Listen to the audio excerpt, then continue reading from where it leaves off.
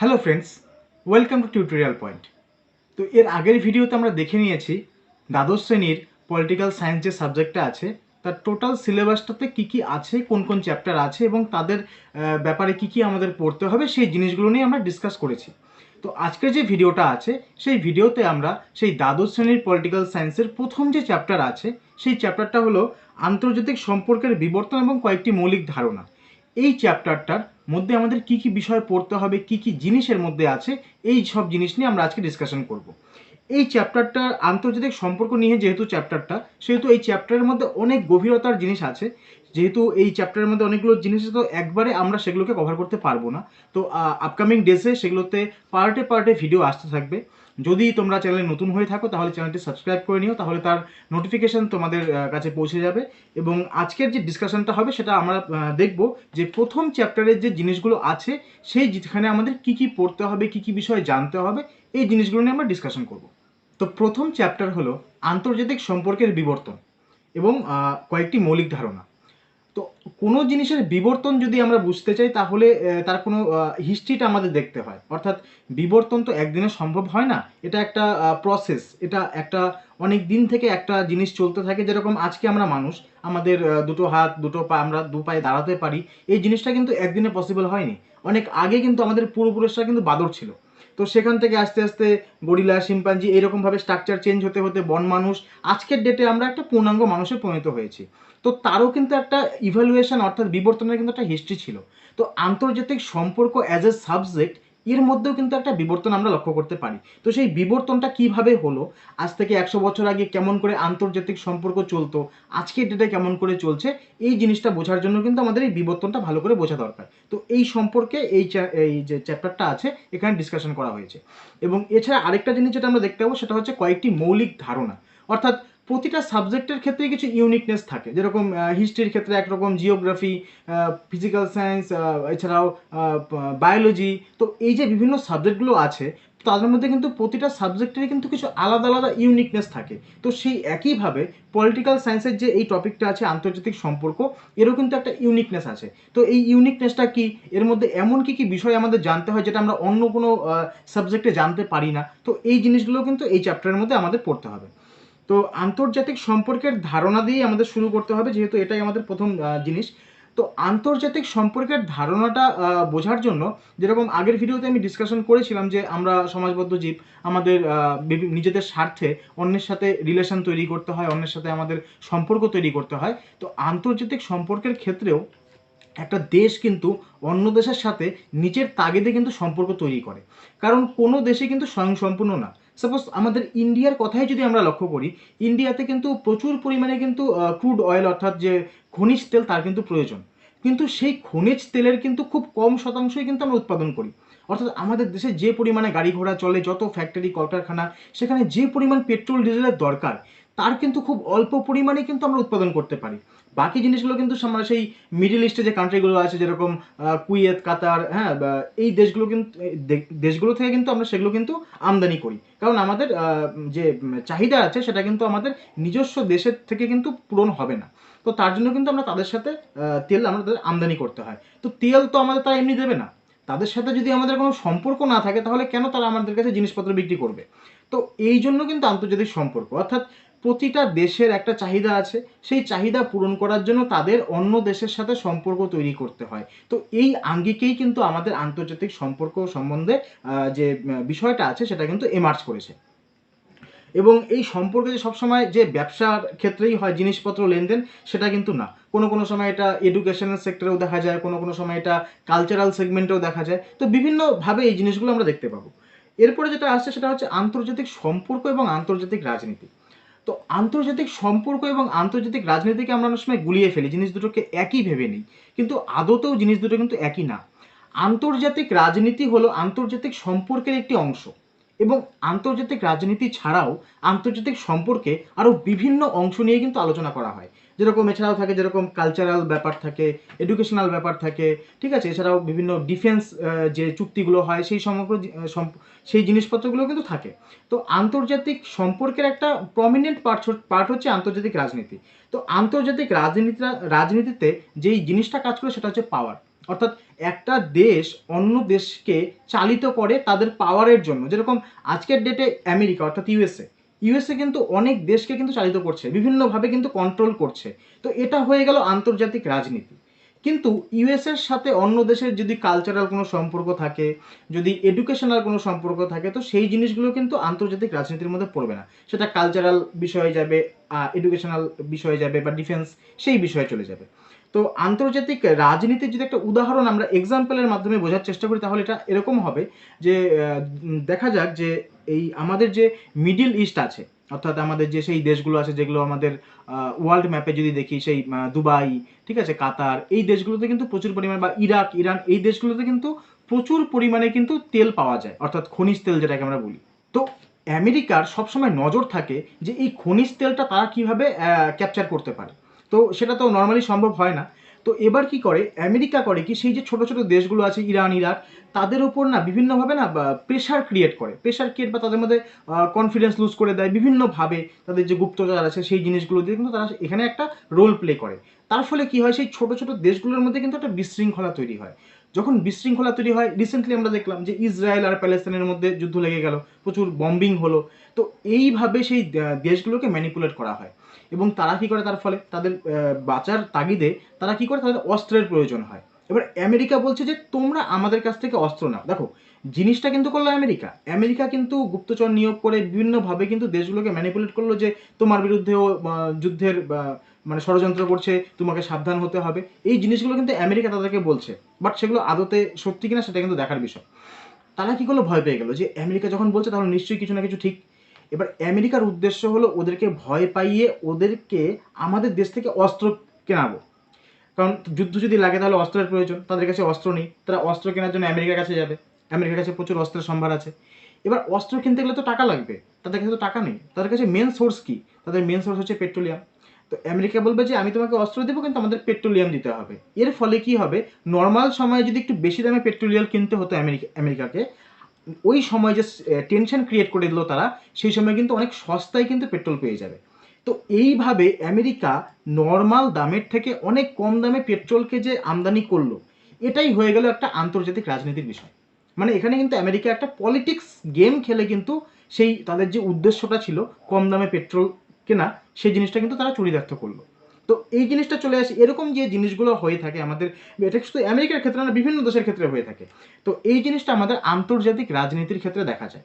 এবং অপরদিকে যদি আমরা আন্তর্জাতিক সম্পর্কটার যদি বিভিন্ন আলাদা আলাদা দিকগুলি দেখি, আমাদের ইন্ডিয়ার ক্ষেত্রে যদি দেখি আন্তর্জাতিক সম্পর্ক, ইন্ডিয়া আর জাপানের যে সম্পর্ক, আন্তর্জাতিক সম্পর্ক, সেটা অনেক দিনের, স্বাধীনতার পর থেকে খুব ভালোভাবে চলছে। তো ইন্ডিয়ার রিসেন্টলি মুম্বাই থেকে গুজরাটে যাতায়াত করার জন্য বুলেট ট্রেন নিয়ে এসছে। বুলেট ট্রেনটাকে ইমপ্লিমেন্ট করার চেষ্টা করছে যে আমাদের দেশে যেন হাই স্পিড ট্রেন যেন চালু হয়। তো এর জন্য জাপানই সব থেকে লিডিং অর্গানাইজেশন বা লিডিং দেশ যারা বুলেট ট্রেন চালিয়ে থাকে। তো ইন্ডিয়া কি বলেছে, জাপান, যে আপনাদের থেকে কোনো ভালো কোম্পানি বা ভালো কোনো অর্গানাইজেশন যাতে আমাদের দেশে বুলেট ট্রেনটা চালু করতে পারে সেই ব্যবস্থা আপনারা করুন। জাপান এখানে বলে ঠিক আছে, আমরা আপনাকে সেই টেকনোলজি আমরা আপনাকে দেবো। তো এতে কি হলো, এতে জাপান যে আছে, জাপানের সেই যে কোম্পানিটা আছে, সেই কোম্পানিটা কিন্তু একটা ভালো পরিমাণে কিন্তু মুনাফা অর্জন করলো, যেটা জাপানের জন্যও ভালো। কারণ জাপান ইন্ডিয়া থেকে সেই বুলেট ট্রেনটা বিক্রি করে বা সেই টেকনোলজি বিক্রি করে জাপানে কিন্তু প্রচুর পরিমাণে বৈদেশিক যে মুদ্রা সেটা কিন্তু নিয়ে গেল, অর্থাৎ ইন্ডিয়ান যে কারেন্সি সেটা কিন্তু নিয়ে গেল। আবার অপর দিকে ইন্ডিয়া কি হলো, সেই টাকাটা দিয়ে কিন্তু নিজেও কিন্তু এনরিচড হলো, নিজে কিন্তু ডেভেলপড হলো। তো এতে কি হয় যে দুটো দেশের যে চাহিদা, ইন্ডিয়ার চাহিদা বুলেট ট্রেনকে আনা, আর জাপানের চাহিদা যে আমাদের যে টেকনোলজি আমরা বানিয়েছি সেটাকে আমরা বিক্রি করবো। তো দুইটা চাহিদা যখন মিলে গেল, তখনই যে সম্পর্কটা তৈরি হলো, এটাই কিন্তু আন্তর্জাতিক সম্পর্ক। তো আন্তর্জাতিক রাজনীতি আন্তর্জাতিক সম্পর্কের একটা অঙ্গ, কিন্তু আন্তর্জাতিক সম্পর্কের মধ্যে আন্তর্জাতিক রাজনীতি ছাড়াও আরও অনেক আসপেক্ট আছে যেগুলো সম্পর্কে আমাদের পড়তে হবে। এবার আমরা দেখে নেব শাস্ত্র হিসেবে আন্তর্জাতিক সম্পর্কের বিকাশ, অর্থাৎ অ্যাজ এ সাবজেক্ট, মানে সাবজেক্ট অথবা ডিসিপ্লিন হিসেবে আন্তর্জাতিক সম্পর্কটা কবে থেকে পড়াশোনা করা স্টার্ট হলো, বা এটা নিয়ে কবে থেকে রিসার্চ করা শুরু হলো, আন্তর্জাতিক সম্পর্ক একটা ভ্যালিড একটা জিনিস, এই জিনিসটা নিয়ে কবে থেকে জিনিসগুলো চালু হলো সেটা আমরা দেখব। তো এই যে স্টেজটা আছে, এটা বিভিন্ন স্টেজে আমরা ভাগ করেছি, কারণ পৃথিবীতে বিভিন্ন সময়ে ঐতিহাসিক পিরিয়ডে বিভিন্ন ঘটনা ঘটে গেছে ইম্পর্টেন্ট। তো সেই ঘটনাগুলোকে কেন্দ্র করে আমরা আন্তর্জাতিক সম্পর্কের বিভিন্ন স্টেজগুলোকে ভাগ করেছি।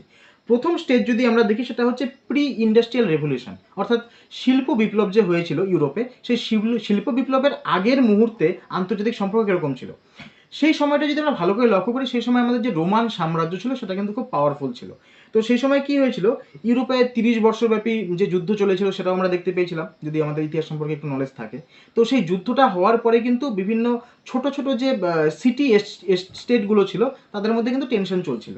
তো এরপরে একটা ট্রিটি হয়, যেটা হচ্ছে ওয়েস্টফিলিয়া ট্রিটি।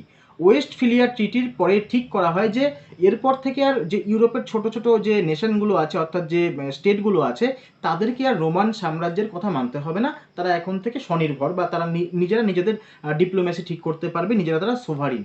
তো এই প্রথমবার পৃথিবীতে কিন্তু সোভারিন জিনিসটা আসলো, যে কোনো দেশ বা কোনো স্টেট নিজের থেকে নিজের ডিসিশন নেবে, সে বাইরের কোনো পাওয়ারের ওপর ডিপেন্ডেন্ট না। এই জিনিসটা কিন্তু পৃথিবীতে প্রথমবার দেখা গেল সেই কিন্তু প্রি ইন্ডাস্ট্রিয়াল রেভলিউশনের যে ওয়েস্টফিলিয়া ট্রিটি হয়েছিল ওই স্টেজে। তো সেই স্টেজে কিন্তু এটা দেখা গিয়েছিল। তো এখান থেকে কিন্তু সোভারিটি আসলো। তো তখন এবার আন্তর্জাতিক সম্পর্কটাকে তখন থেকে বুঝতে হবে। তো এরপরে যে স্টেজটা আসলো সেটা হলো পোস্ট ইন্ডাস্ট্রিয়াল রেভলিউশন, অর্থাৎ শিল্প বিপ্লবের যে পরবর্তী সময়। তখন কি হলো দেখে নেই আমরা।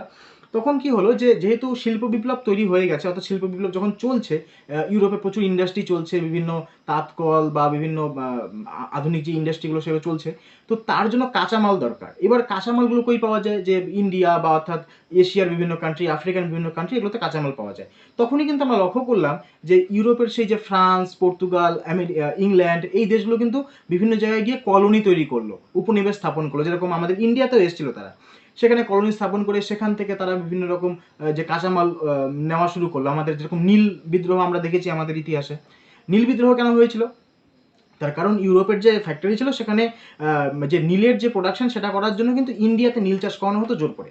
তো এই জিনিসগুলো কিন্তু সেই সময় ঘটছিল, অর্থাৎ পোস্ট ইন্ডাস্ট্রিয়াল পিরিয়ডে। তখন এই দেশগুলি কি করলো, তখন তারা বিভিন্ন জায়গায় যে কলোনি স্থাপন করেছিল সেখানে কিন্তু তাদের মধ্যে যুদ্ধ লেগে যেত।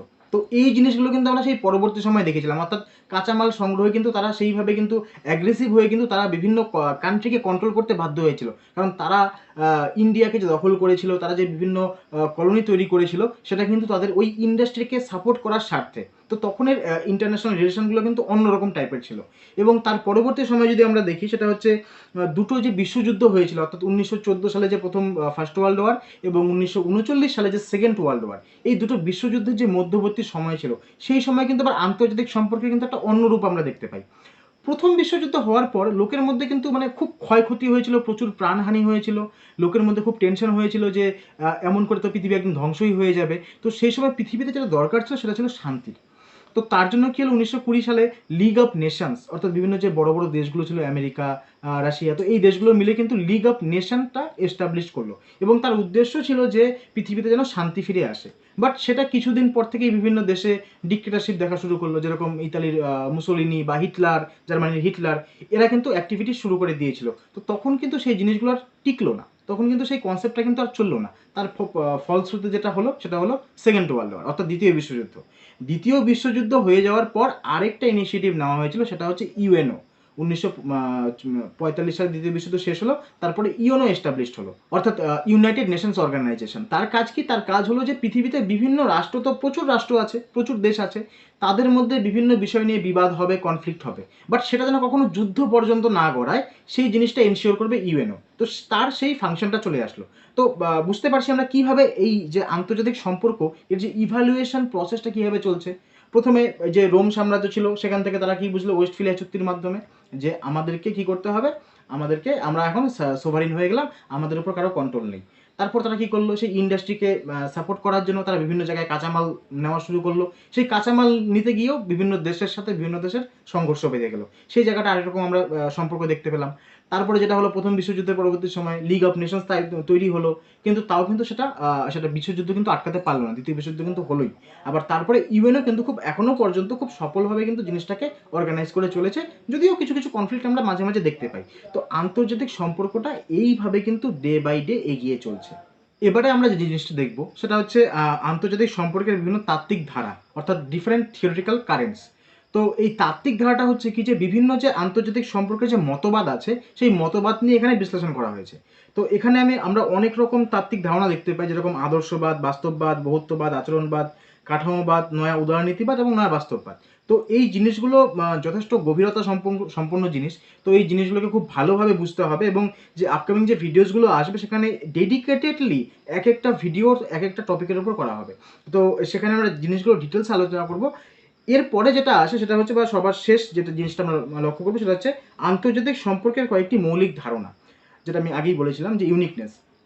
এই মৌলিক ধারণার ক্ষেত্রে তিনটে জিনিস আমরা দেখব, সেটা হচ্ছে ক্ষমতা বা শক্তি, তারপর আছে জাতীয় স্বার্থ এবং হচ্ছে বিশ্বায়ন। এই তিনটা জিনিস আমরা দেখব আন্তর্জাতিক সম্পর্কের ক্ষেত্রে। তো প্রথমে যেটা নিয়ে আমরা আলোচনা করবো সেটা হচ্ছে ক্ষমতা ও শক্তি। ক্ষমতা ও শক্তি কি এখানে হচ্ছে এদের কাজ, এরা কিভাবে কাজ করে কোনো ইন্টারন্যাশনাল রিলেশনসের ক্ষেত্রে। কারণ দেখো, ক্ষমতা, যেই দেশের ক্ষমতা বেশি বা যেই দেশের শক্তি বেশি, দুটো একই জিনিস না, দুটোর মধ্যে কিছুটা পার্থক্য আছে। তো যেই দেশের সেই জিনিসটা বেশি পরিমাণে থাকে সেই দেশ কিন্তু পাওয়ারফুল এবং সে দেশ কিন্তু অন্য দেশের উপর কিন্তু বিভিন্নভাবে কিন্তু প্রভাব খাটায়। তো এই ক্ষমতা বা শক্তি কীভাবে আমরা নির্ধারণ করব কার কত, সেটা নির্ধারণের কিছু এলিমেন্ট বা কিছু গুণাগুণ আছে। তার মধ্যে যেটা পড়ে সেটা হলো ভৌগোলিক উপাদান। সেই দেশের ভৌগোলিক উপাদানের মধ্যে কী কী আছে, এছাড়া তাদের পপুলেশন, জনসংখ্যা কতটা আছে। যেরকম জনসংখ্যা কোনো দেশের ক্ষেত্রে পাওয়ারও হতে পারে, কোনো দেশের ক্ষেত্রে কিন্তু ডিজাস্টারও হতে পারে। যদি আমি ইন্ডিয়ার কথা বলি, ইন্ডিয়ার যে পরিমাণ পপুলেশন আছে, এই পপুলেশনটাকে যদি ঠিকঠাক তাদেরকে ইউটিলাইজ করা যায়, ইন্ডিয়া কিন্তু সুপার পাওয়ার হতে পারে। বাট ইন্ডিয়ার পপুলেশনকে যদি আমরা ঠিকঠাক ইউটিলাইজ করতে না পারি, অর্থাৎ তারা যদি শিক্ষিত না হয়, তারা যদি স্কিলড না হয়, তাহলে কিন্তু সেই পপুলেশন কিন্তু আমাদের লায়াবিলিটি হয়ে যাবে। অর্থাৎ পপুলেশনকে অ্যাসেট বানানোর দায়িত্ব কিন্তু দেশের বা সেই যে মানে কি বলবো, মানে সেই যে সংস্থা আছে, যে সংস্থাগুলো আমাদের কাজ করে থাকে, তাদের কিন্তু এটা দায়িত্ব। তো এই পপুলেশনটা ঠিক করে। এছাড়াও ন্যাচারাল রিসোর্সেস, আমাদের ইন্ডিয়ার যে ন্যাচারাল রিসোর্সেস আছে সেটাও যথেষ্ট পরিমাণে আছে। ন্যাচারাল রিসোর্সেস কীভাবে কাজ করে, industry, military, political element, national leadership, diplomacy, তো এই টোটাল জিনিসগুলো আমাদের এই ক্ষমতা শক্তি ডিসাইড করে দেয়। এই জিনিসগুলো আমাদের কীরকম অবস্থায় আছে, এগুলোকে আমরা কেমন করে নারিশ করছি, এগুলোকে আমরা কেমন করে রিয়ার করছি, এই জিনিসগুলো ঠিক করে দেয়। এরপরে যেটা আছে সেটা হচ্ছে জাতীয় স্বার্থ, অর্থাৎ ন্যাশনাল ইন্টারেস্ট। তো জাতীয় স্বার্থ, বিভিন্ন রকম জাতীয় স্বার্থ হয়ে থাকে। জাতীয় স্বার্থ সবসময় একরকম হবে না। তো জাতীয় স্বার্থের যদি বিভাগগুলো দেখি, সেখানে মুখ্য জাতীয় স্বার্থ, গৌণ জাতীয় স্বার্থ, এরকম বিভিন্ন জাতীয় স্বার্থ থাকে। কারণ কোনো দেশের, যদি সাপোজ আজকের ডেটে বলা যায় ইন্ডিয়ার মুখ্য জাতীয় স্বার্থ কী হওয়া উচিত, ইন্ডিয়ার মুখ্য জাতীয় স্বার্থ হওয়া উচিত যে ইন্ডিয়ার যে আজকে ইকোনমিটা আছে সেই ইকোনমিটা যেন ফ্লারিশ করে এবং ইন্ডিয়ার যেটা সেকেন্ড বড় সমস্যা, বেকার সমস্যা, সেটা যেন মিটে যায়। তো এই জাতীয় স্বার্থ ইন্ডিয়ার বেকার সমস্যা মেটানো। তো এবার কোনো দেশের কোনো কোম্পানি যদি বলে যে আমরা আপনার দেশে এইভাবে আমরা ব্যবসা করতে চাই, তাতে ইন্ডিয়া যেরকমভাবে তাদেরকে পারমিশন দিচ্ছে তার থেকে একটু সরে যেতে হবে বা একটু হয়তো শিথিল করতে হবে নিয়মকানুনগুলোকে। তাতে যদি খুব একটা চ্যালেঞ্জ না থাকে, ইন্ডিয়া কিন্তু সেটা করবে। কেন করবে? কারণ তার যেটা সমস্যা, বেকার সমস্যা মেটানো। দেশের জনগণকে যদি আমরা ইনকাম না দিতে পারি, তাহলে দেশটা স্ট্রঙ্গার হবে কেমন করে? দেশের বেকার, যদি যুবকরা যদি ঘরে বসে থাকে কাজের অভাবে, তাহলে দেশটা স্ট্রঙ্গার হবে কীভাবে? তো এই জিনিসটা কিন্তু ইন্ডিয়া করবে। তো এখানে হচ্ছে জাতীয় স্বার্থ, অর্থাৎ জাতীয় স্বার্থের উপর ডিপেন্ড করে ইন্ডিয়া কিন্তু তার ফরেন পলিসিটা ডিসাইড করবে। তো জাতীয় স্বার্থ এবার এখানে কেমন করে ন্যাশনাল ইন্টারেস্টটা প্রোটেক্ট করা হবে। আবার কোনো দেশ যদি ইন্ডিয়ার জাতীয় স্বার্থে আঘাত করে, ইন্ডিয়া তার বিরুদ্ধে কিন্তু স্টেপ নেবে। তো এই জিনিসগুলো এর মধ্যে আসে। এছাড়াও role of national interest in making foreign policy, যখন আমরা বিদেশ নীতি তৈরি করব, যে কার সাথে আমরা কীরকম কাজ করব, কোন দেশের সাথে আমরা কীভাবে ট্রিট করব, তো এই জিনিসগুলো এর মধ্যে পড়ে যায়।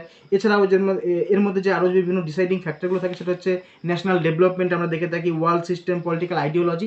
এই জিনিসগুলো আমরা ডিটেলসে আলোচনা করবো যে আগামী ভিডিওগুলো আসবে, চিন্তার কোনো ব্যাপার নেই, ভয়ের কোনো বিষয় নেই, ঠিক আছে? এগুলো কিন্তু খুব ইজি বা খুব হার্ড বলবো না, কারণ প্রতিটা সাবজেক্টেরই একটা ইউনিকনেস থাকে। তো যদি আমরা ভালোভাবে বুঝতে পারি তো সব কিছু ইজি লাগবে এবং আমি চেষ্টা করবো যাতে তোমাদের জিনিসগুলো খুব ইজিলি বোঝাতে পারি। এবং থার্ড থিংস যেটা আসে সেটা হচ্ছে বিশ্বায়ন, অর্থাৎ গ্লোবালাইজেশন। তো গ্লোবালাইজেশনটা কি? গ্লোবালাইজেশনটা খুব যদি সহজভাবে বলি, যে আমরা মানে অনেক দিন আগে পর্যন্ত আমরা বিভিন্ন দেশের নাগরিক ছিলাম, আজকে আমরা হয়ে গেছি বিশ্ব নাগরিক। তার কারণ আজকে আমরা আমাদের পশ্চিমবঙ্গে কী চলছে, আমাদের ভারতে কী চলছে, শুধু সেটাই খবর রাখি না, আজকে আমরা পৃথিবীতে কী চলছে তারও খবর রাখি। পৃথিবীতে আমেরিকায় কোন ট্রেন্ড চলছে, কোন মডেল চলছে, কী চলছে, সব কিন্তু আমরা সেটাকে ফলো করি। তো সুতরাং এটাকেই বলা হচ্ছে বিশ্বায়ন। আমরা বিদেশের কালচারকে নিজের করে নিচ্ছি, নিজেদের কালচারকে আমরা বিদেশে ছড়িয়ে দিচ্ছি। যেরকম সাপোজ আমাদের যেরকম মহাপ্রভু শ্রী চৈতন্যদেব, তার যে ইসকন যে মানে যে সংগঠনটা আছে, তো সেই ইসকন সংগঠন কিন্তু একটা মানে ভারতীয় মানে একটা ভারতীয় কিন্তু কালচার। সেই কালচারটা কিন্তু আজকের ডেটে শুধু ভারতেই কিন্তু আটকে নেই, সেটা কিন্তু সারা পৃথিবীর বিভিন্ন দেশে ছড়িয়ে গেছে। ইউরোপে প্রচুর দেশ, রাশিয়া, ফ্রান্স, ইউএসএ, বিভিন্ন দেশে কিন্তু দেখা যাচ্ছে সেই কালচারটা। একইভাবে বিদেশের বিভিন্ন কালচার কিন্তু আমাদের দেশে চলে এসছে। যেরকম আমরা যে ট্যাটু ফ্যাটু যে বডিতে আমরা করছি, ইন্ডিয়ানরা করছি, এটা কিন্তু আমাদের কালচারে ছিল না, সেটা কিন্তু আমাদের কালচারে ঢুকে গেছে। তো এইভাবে কিন্তু বিশ্বায়ন কাজ করছে। এবার বিশ্বায়নের বিভিন্ন প্রকৃতি আছে, সেটা অর্থনৈতিক ক্ষেত্রে হতে পারে, পলিটিক্যাল, কালচারাল, বিভিন্ন ক্ষেত্রে হতে পারে। এছাড়াও বিশ্বায়নের বিভিন্ন এলিমেন্ট যেগুলো থাকে, যে বিশ্বায়নের ফলে যেগুলো হচ্ছে, ইকোনমিক চেঞ্জেস আসছে পৃথিবীতে, এছাড়াও পলিটিক্যাল, কালচারাল, এনভায়রনমেন্ট, এইসব বিভিন্ন রকম কিন্তু চেঞ্জেস আসছে। যেরকম যদি বলি আমি, সেরকম হচ্ছে ইউরোপের একটা কোন দেশটা আমার ঠিক মনে পড়ছে না এই মুহূর্তে, গ্রেটা থুনবার্গ একটা এনভায়রনমেন্ট অ্যাক্টিভিস্ট, যে পরিবেশ নিয়ে কাজ করে। সেই গ্রেটা থুনবার্গ একটা 14 কি 15 বছরের একজন মেয়ে, যে কিনা পুরো পৃথিবীতে একটা মানে হইচই ফেলে দিয়েছে। সে এতটা এনভায়রনমেন্ট প্রোটেকশন নিয়ে কাজ করছে। সে আমেরিকাতে চলে গেছিলো, সেই যে ওয়ার্ল্ড এনভায়রনমেন্ট ডের একটা স্পেশাল অকেশনে সে চলে গেছিলো, সেখানে সে ভাষণ দিয়েছে। তো সেই জিনিসটা আমাদের ইন্ডিয়ার লোকও ফলো করছে, বিদেশের লোকও ফলো করছে, যে একটা বাচ্চা মেয়ে যদি পরিবেশকে বাঁচাতে এতটা উদ্যোগী হতে পারে, তাহলে আমরা কেন হবো না? তো সেই জিনিসগুলো এর মধ্যে চলে আসে। এছাড়াও এনভায়রনমেন্টকে প্রোটেকশন করতে গেলে শুধু একটা দেশকে এগিয়ে আসলে হবে না। সেক্ষেত্রে যদি খালি চায়না খালি পলিউশন তৈরি করে আর ইন্ডিয়া যদি খালি গাছ লাগায়, তাহলে কিন্তু এয়ার পলিউশন কিন্তু দূর হবে না। এক্ষেত্রে কিন্তু দু দেশকেই এগিয়ে আসতে হবে। তো এইসব জিনিসগুলোর ক্ষেত্রে কিন্তু আমরা বিশ্বায়নের যে গ্লোবালাইজেশনের যে পার্ট, সেখানে কিন্তু আমরা এই জিনিসগুলো দেখতে পারবো। তো এরপরে যেটা আছে যে এই বিশ্বায়নের ফলে কী কী প্রভাব আমাদের ওপর পড়তে পারে বা বিভিন্ন প্রভাব পড়েছে, সেটা কোল্ড ওয়ার এরাতে আমরা দেখেছি। যে কোল্ড ওয়ারে যখন হয়েছিল যে ঠান্ডা লড়াই, সে সময় পৃথিবী দুটো ভাগে ভাগ হয়ে গেছিলো। একদিকে হচ্ছে ক্যাপিটালিজম, একদিকে সোশ্যালিজম। রাশিয়া সোশ্যালিজমকে লিড করছিল, আমেরিকা ক্যাপিটালিজমকে লিড করছিল, যে তোমরা আমাদের দলে আসো, তোমরা আমাদের দলে আসো। সে সময় ইন্ডিয়া আবার জওহরলাল নেহরু নন অ্যালাইনমেন্ট মুভমেন্টে যোগদান করেছে। তো সেগুলো আলাদা গল্প আছে, সেগুলো অন্য কোনো সময় তোমাদের সাথে আলোচনা করবো। তো এছাড়াও যেটা ওপেন কমার্স নিয়ে কথা বলা হয়েছে, যে পৃথিবীর যে বিভিন্ন ব্যবসা আছে, বিভিন্ন প্রোডাক্ট আছে, সেগুলোকে আটকে রাখলে হবে না, সেগুলোকে সারা পৃথিবীতে মুক্ত করতে হবে। যেরকম আমেরিকার বাইকগুলো আছে, হার্লে ডেভিডসন, সেগুলো যেন ইন্ডিয়াতে চলে আসে। আবার ইন্ডিয়ার কিছু কিছু জিনিস সেটা যেন পৃথিবীর অন্য দেশে ব্যবসা করতে পারে, এই জিনিসটাকে এনশিওর করা। এছাড়াও বিভিন্ন এমএনসি যেগুলো আমরা দেখতে পাই, মাল্টি ন্যাশনাল কোম্পানি যেগুলো আছে। এছাড়াও টেকনোলজিক্যাল রেভলিউশন, ঠিক আছে, বিদেশে তো টেকনোলজিক্যাল রেভলিউশন এসেছে, যেরকম সোশ্যাল মিডিয়া, সেটা তো ইন্ডিয়াতে প্রথমে আসেনি, সেটা কিন্তু আস্তে আস্তে সারা পৃথিবীতে ছড়িয়ে গেছে। এটাই কিন্তু বিশ্বায়নের একটা ফলাফল বা ইম্প্যাক্ট যেটা বলতে পারি। এছাড়া স্ট্রাকচারাল কালচার, বা টেরোরিজমকে ডিফেন্ড করা। আজকের ডেটে যে বিভিন্ন সন্ত্রাসবাদী কার্যকলাপ হচ্ছে, সেখানে কিন্তু শুধুমাত্র ইন্ডিয়া কিন্তু ডিফেন্ড করছে না, ইন্ডিয়ার সাথে কিন্তু আরও অন্যান্য দেশ কিন্তু পাশে এসে দাঁড়াচ্ছে। তো অর্থাৎ গ্লোবালাইজেশন মানে হচ্ছে টোটাল পৃথিবীকে সুস্থ রাখার জন্য, ঠিকঠাক রাখার জন্য বিভিন্ন দেশের যে কার্যকলাপ, বা সেটাকে অন্যভাবে ইউজ করা যেতে পারে। তো টোটাল জিনিসটা আমরা মোটামুটিভাবে আলোচনা করলাম, যে আমাদের প্রথম চ্যাপ্টারে কী কী জিনিস পড়তে হবে, কী কী জিনিস বুঝতে হবে, এটা নিয়ে একটা বিশদে একটা মানে মোটামুটি একটা উপর লেভেলে একটা আমি ডিসকাশন করলাম, যাতে তোমাদের একটা ওভারভিউ হয়ে যায়, যাতে তোমাদের বুঝতে সুবিধা হয় যে এই চ্যাপ্টারে আমাদের কী পড়তে হবে, একটা মাইন্ডসেট তৈরি হয়ে যায়। এবং পরবর্তী যে ভিডিওগুলো আসবে, সেখানে আমরা টোটাল যে চ্যাপ্টারটা আছে, টোটাল যে সাবজেক্টটা আছে, সেই চ্যাপ্টারের প্রতিটা টপিক সম্পর্কে আলাদা আলাদাভাবে, যেরকম যে কাঠামোবাদ, বাস্তববাদ আমি আলোচনা করলাম কিছুক্ষণ আগে, সেগুলো নিয়ে ইন্ডিভিজুয়াল একটা করে ভিডিও থাকবে, এবং খুব শর্ট ভিডিও দেওয়ার চেষ্টা করবো, যাতে তোমাদের সুবিধা হয় জিনিসগুলো বুঝতে, জিনিসগুলো মানে ইন্টারেস্ট নিয়ে দেখতে। তো আজকের জন্য এতটুকুই, দেখা হচ্ছে নেক্সট ভিডিওতে।